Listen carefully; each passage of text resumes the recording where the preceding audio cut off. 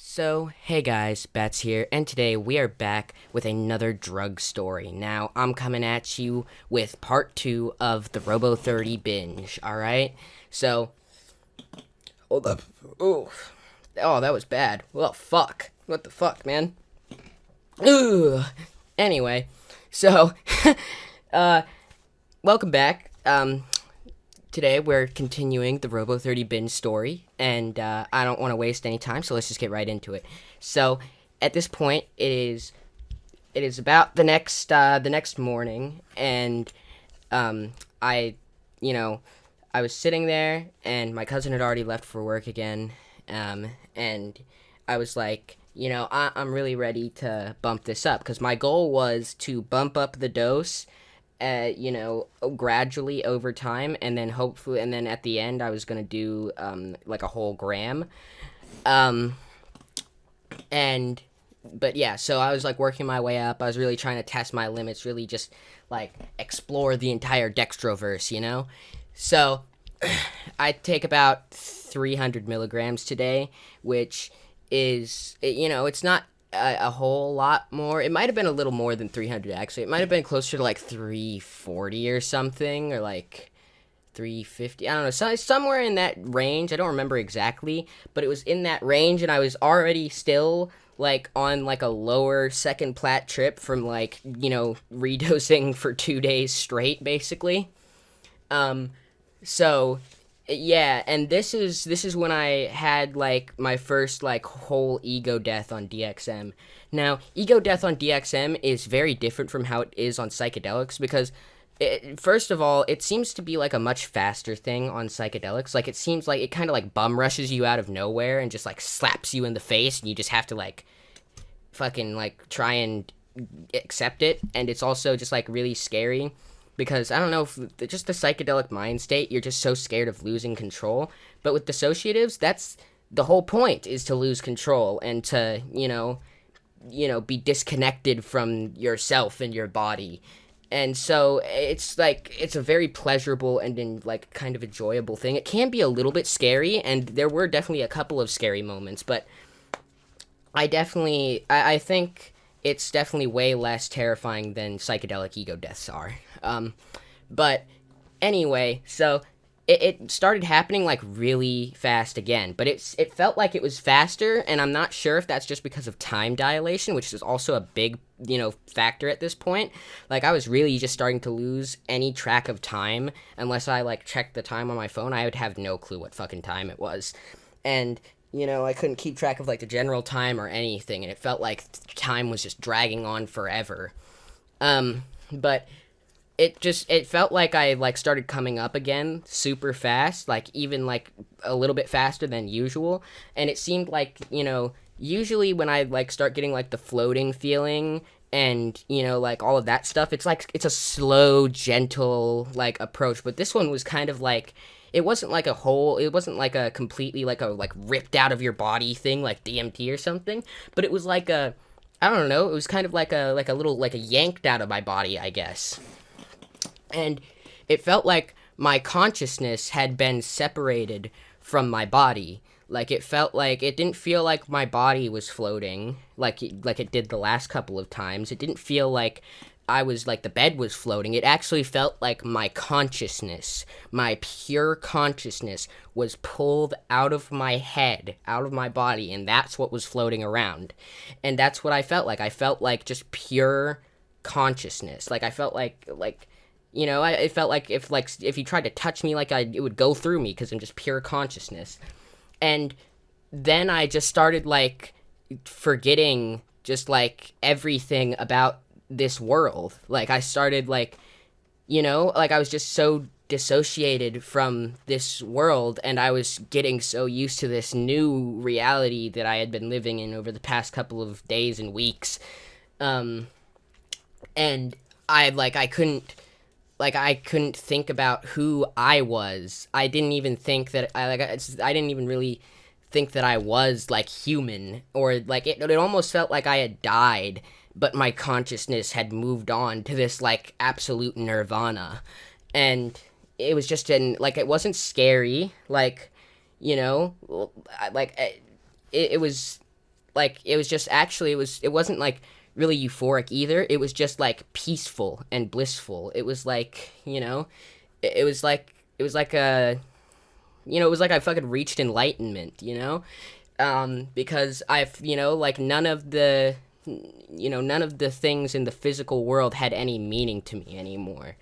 None of that shit. Like, any like responsibilities or like chores I was supposed to do, the fact that I needed to eat to survive or drink water or use the bathroom or interact with people or, like, it's just like all of that, like go to school or whatever. None of that shit mattered to me anymore. None of it. It didn't, because when I was sitting there and I was like, it's all pointless. Like, what's the point? Like, there's, like, like, what's the point of doing all of that stuff? I'm just wasting my life when I could be spending my time being happy. And, that's really when I just, like, completely, like, said, fuck off life, fuck off everything. It was quarantine, and I had nothing to do but to sit around and just reach enlightenment on DXM every day. But, it was just like, and I was having like these, like pretty intense, like, like colorful, like wavy visuals. And I was listening to music. That was one of the few things from like this like physical world that was still with me, was the music. Like, I felt like I had, once again, like I did in the Delson video, like I felt like I had become one with the music. Like, the music was a part of me and I was a part of it, and we were floating through the Dextroverse together as one. And, I just felt extreme connection to my music. And the thing is like, I listen to music that's like, I pick out my music specifically to be like relatable to like my life and my situations. I listen to a lot of sad music and like a lot of stuff that just like, like I, that I relate to. And so, I felt normally I already feel super connected to my music, but it felt like literally like I was like one with the music. I was one with my music, and that was an incredible feeling. And the music enhancement was just crazy. Like, it's so hard to explain, and it's so hard to like remember all the details now because it's been a while, but like I can never forget how just absolutely blissful that experience was. Just floating around in the void in pure just as pure consciousness joined with music, and just like, it was like, I felt like I was a new being. Like, I wasn't like, I was like an entity, like, how like it's just, I wasn't like a physical being. I was like, I was just like, I was like an entity in the Dextroverse now. And that's, whatever my previous life before this was, whatever, like, whatever my goals and aspirations were, whatever shit was bothering me or concerning me or anything I was stressed out about, none of that mattered anymore, because as far as I was concerned, my physical body was dead. Whoever I was no longer there. And it was literally like being, reborn. And I just like, I had a completely different like outlook on life. And I remember like listening to some music and thinking about some of the lyrics, and like a lot of the lyrics to some of the songs I listen to are about like, like cheating and shit, and like, just like people being shitty people to each other. And I sit there and I think about it and I'm like, like I was so like, I was in like the mindset of like a child, and I was just like, like, why do people do this? Why would you do that to another, another living being?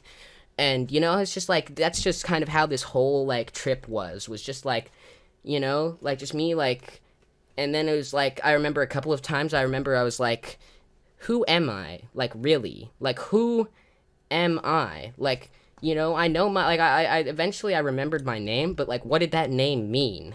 What does that, like, I couldn't really comprehend that name that I was thinking of was my name, and that it was, or like, and whenever I would like, if I thought about if I could remember something like from my life or something, it didn't feel like it was something like a memory from my life. It was like a past life. It was like trying to remember a dream, and it was just so surreal.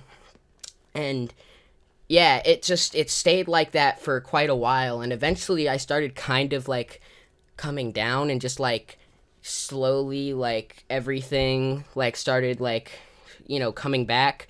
It, like it felt like like I started just like it's, you know, the floating started to kind of slow down, and then I started like moving back towards the portion of my room where my body was like laying in the bed, and I swear to God, I could literally see my body there. Like I could see it laying there, and I just started slowly descending back into it. And then once I finally like reconnected to my body, like my eyes just like, I just like instantly tried to open my eyes and like sat up, and I was completely cross-eyed.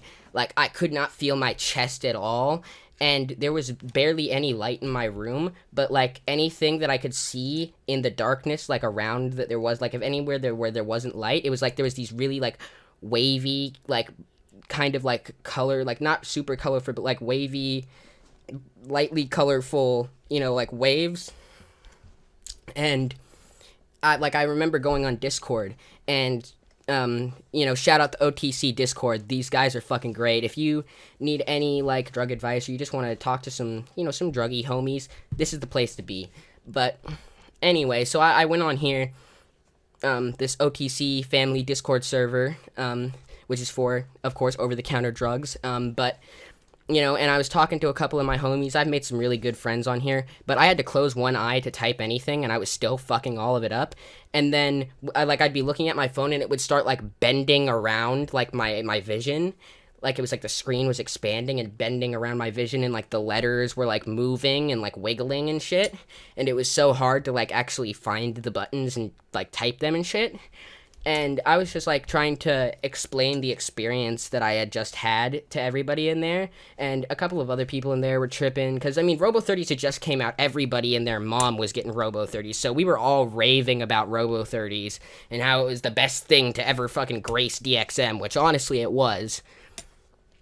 But, you know, and then for the remainder of this trip, I didn't really, like...